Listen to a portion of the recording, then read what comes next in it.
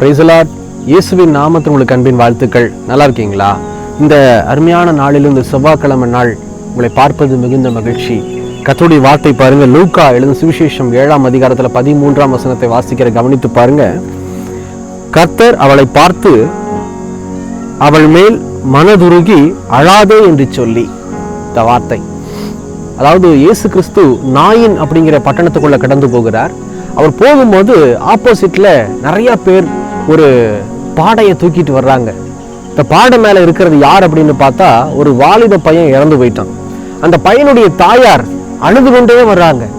இயேசு அந்த தாயை பார்த்துதான் அந்த வார்த்தையை சொல்றாரு, மனதுருகி அழாதேன்னு சொல்லி. அந்த பையனை கூட பார்க்கல, அவர் சொல்வது மாத்திரமல்ல, என்ன செய்யறாரு அப்படின்னு அவர் கிட்ட வந்து அந்த பாடையை தொட்டு கீழே வைக்க சொல்லி இந்த வாலிபனை பார்த்து சொல்லுகிறார், எழுந்துரு வாலிபனை, எழுந்துரு. அந்த ஒரு வார்த்தை இறந்து போன வாலிபனை எழும்பும்படி செய்தது. அந்த தாயினுடைய கரத்துல அந்த பையனை ஒப்பு கொடுத்து இயேசு கடந்து போகிற காட்சியை நாம் இந்த வசனத்துல பார்க்கலாம்.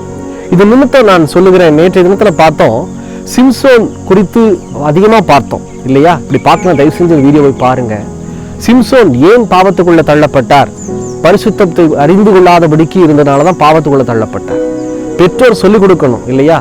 இவர் தான் அப்பான்னு சொல்லிக் கொடுக்கிறோமே, ஆனா ஏன் நம்ம ஏசப்பாவுக்கு சொல்லிக் கொடுக்க மாட்டேங்கிறோம்?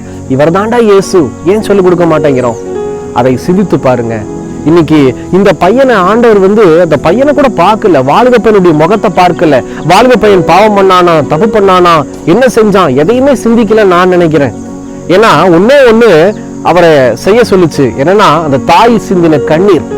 இன்னைக்கு தாய்மார்கள் உங்க பிள்ளைகளுக்காக கண்ணீர் சிந்துறீங்களா? இன்னைக்கு நிறைய தாய்மார்கள் சீரியல் தான் பார்த்துட்டு இருக்கிறோம். தப்பு. நம்மளே சீரியல் பார்த்தோம்னா பிள்ளைகள் சீரியல் தான் பார்க்கும். நம்ம உட்காந்து ரீல்ஸ் பார்த்துட்டு இருந்தோம்னா பிள்ளைகள் ரீல்ஸ் தான் பார்ப்பாங்க. அப்படி இருக்கும்போது தாய்மார்கள் இன்னைக்கு நம்ம அதிகமா பிள்ளைகளுக்காக ஜெபிக்கிற தருணம். ஆண்டவரே, என் பையன் பரிசுத்தமா வாழணும், என் பிள்ளை பரிசுத்தமா வாழணும் ஆண்டவரே, உண்மை போல வாழணும் ஆண்டவரே. இன்னைக்கு அழுது ஜெபிக்கிற பெற்றோரை பார்க்கிறோமா? வேதம் சொல்லுகிறது, பிள்ளைகள் அல்ல பெற்றோர்களே பிள்ளைகளுக்காக பொக்கிஷத்தை சேர்த்து வைங்க. உங்க பொக்கிஷம் என்ன மாதிரி இருக்குது? பாவம் என்ன பொக்கிஷமா, இல்ல ஆசீர்வாதம் என்ன பொக்கிஷமா? யோசனை பண்ணி பாருங்க தயவு செய்து. ஏலி, அதாவது 1 சாமுவேல் புஸ்தகத்துல நீங்க வாசிச்சு பார்க்கலாம். ஏலி யாரு? ஆசாரியன், ஒரு பாஸ்டர். ஏலியுடைய 2 பசங்க தப்பு செய்யும் போது ஆண்டவர் கேட்கிறாரு, ஏன் என்ன குறிச்சு நீ உங்க பசங்களுக்கு சொல்லல?